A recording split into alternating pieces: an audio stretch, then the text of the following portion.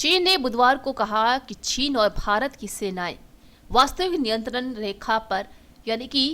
LC पर पूर्वी लद्दाख में सैनिकों को पीछे हटाने के संबंध में हुए समझौते को व्यवस्थित तरीके से कार्यान्वित कर जहां चीन के विदेश मंत्रालय के प्रवक्ता लिन जियान ने सैनिकों को पीछे हटने में हुई प्रगति को लेकर यहां प्रेस वार्ता में पूछे गए एक सवाल के जवाब में कहा कि चीन और भारत के बीच सीमा से जुड़े मुद्दों पर सहमति बनी है। उन्होंने कोई विवरण देने से इनकार करा। इस वक्त चीनी और भारतीय सैनिक समझौते को व्यवस्थित तरीके से लागू कर रहे हैं। बता दें, उन्होंने इस सवाल का जवाब देने से इनकार कर दिया कि सैनिकों को पीछे हटाने के लिए क्या कोई समय सीमा है। वहीं पूर्वी लद्दाख में 4 साल से जारी सैन्य गतिरोध को खत्म करने की घोषणा के बाद से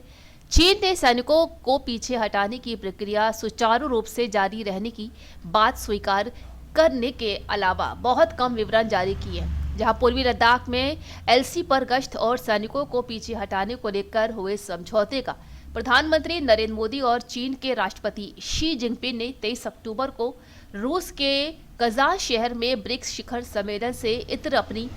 द्विपक्षीय बैठक के दौरान स्वागत भी किया था। बता दें कि विदेश सचिव विक्रम मिस्री ने 21 अक्टूबर को नई दिल्ली में कहा था कि पिछले कई हफ्तों में हुई बातचीत के बाद समझौते को अंतिम रूप दिया गया है और इससे 2020 में उपजे मुद्दों का समाधान होगा। इसके एक दिन बाद लिन ने समझौते की पुष्टि करते हुए प्रेस वार्ता में कहा था कि हाल में चीन और भारत के बीच राजनयिक और सैन्य माध्यमों के जरिए संवाद के बाद सीमा क्षेत्र से जुड़े मुद्दों को सहमति बनी है।